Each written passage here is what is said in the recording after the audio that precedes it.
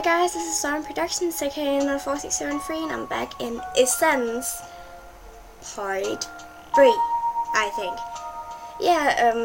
Now I just made 2 videos of Crimson Reflex, so now we're going back to the tight pants and robots with bad conversation skills, and also bad at running, by the way.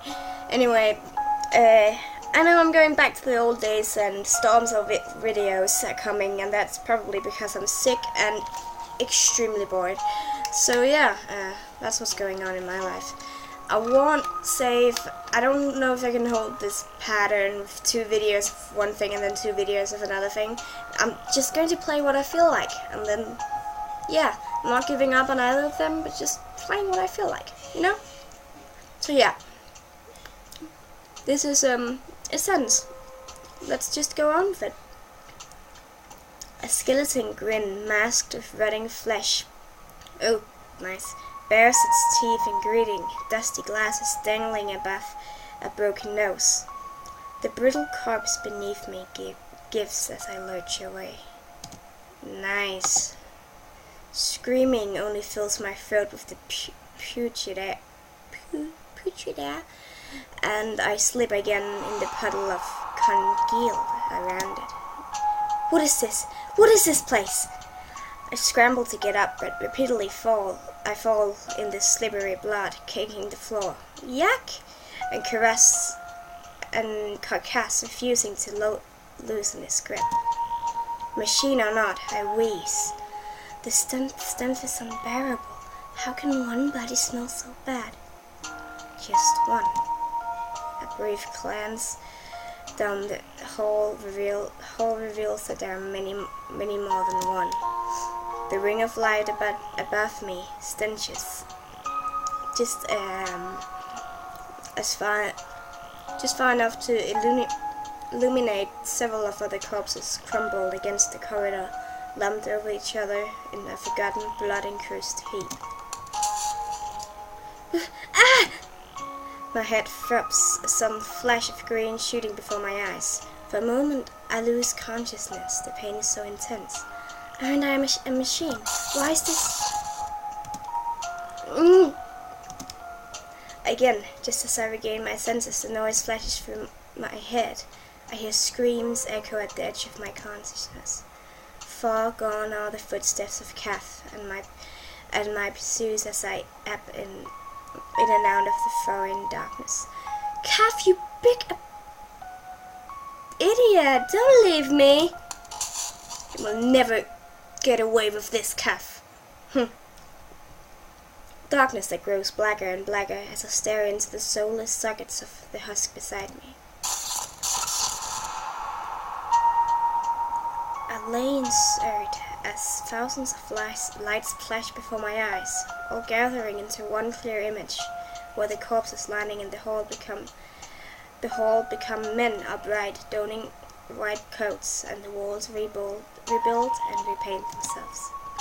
The men calmly travel the corridor, glancing up from the clipboards now and again to salute the colleague or observe one of the factory paintings breaking the long walls.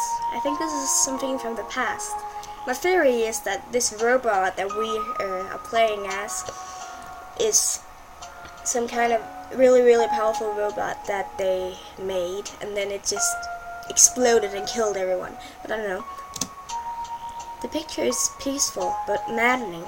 It calms me but stimulates me, draws my consciousness away, when I know I should be moving, running for my life. What is this? Suddenly, the image soulless shatters. The men panic. I propel towards them as they fall one by one, crumbling into puddles of red. That horrible color.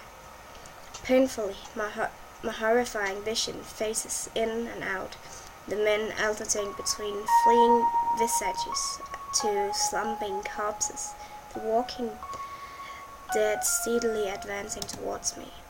Out of the darkness, one gold charges bearing white fangs as its feet pounds towards me. Closer, closer. can't even clench my eyes against it. It screeches. What are you doing, stupid? Oh, you didn't leave me! Bzzzt. Calf? The phantom fades from my side as Calf's voice. Steadily, the harsh light recedes into the darkness of the odorous hall. Get up now! I ought to let you die here. Calf, I struggle to rise, but Calf doesn't wait. Instead, jerking me up by hand. By some miracle, my legs hold me up. What brand of worthless are you? Come on! He pulls my arm after him, unfazed by the body beside me.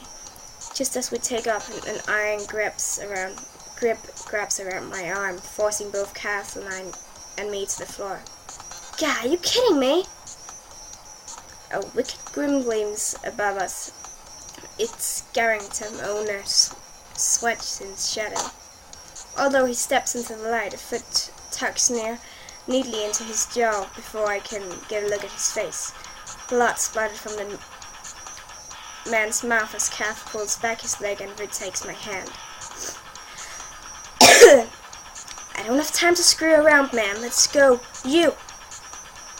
The man curses after us as he releases my arm and swiftly rejoins the chase. Calf drags me down the hallway, using his strength to heft me up as he leaps over the body splayed on the floor.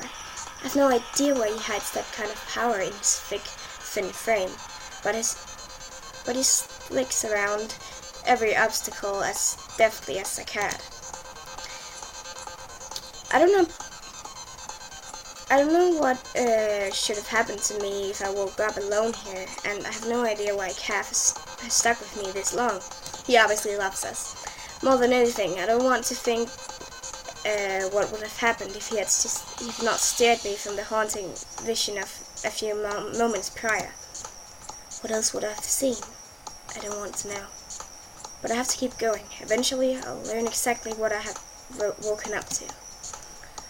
For an agonizingly long time, we weave through the corridors, one hall after another. Our pursuer's footsteps only growing louder.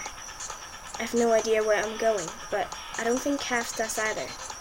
We round another corner, rushing warily through the darkness when... Calf! My warning is too late. Calf slams into a dead end, oh shit, at breakneck speed. Body impacing the wall with audible force. With a moan, he sinks to his feet, and I with him, his hands still strangling mine. Calf.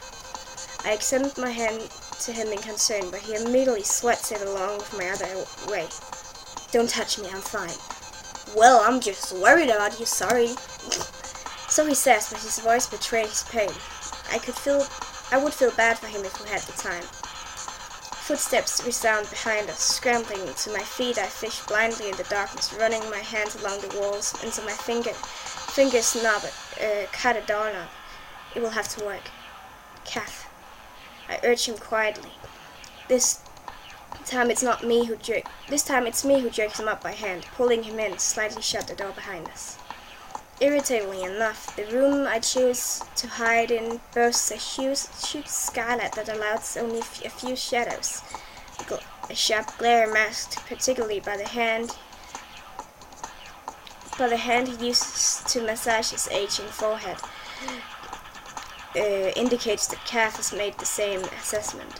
Still, we try to shuffle in beneath the overturned desks and piles of wrecked machinery, only to find that both offer little cover.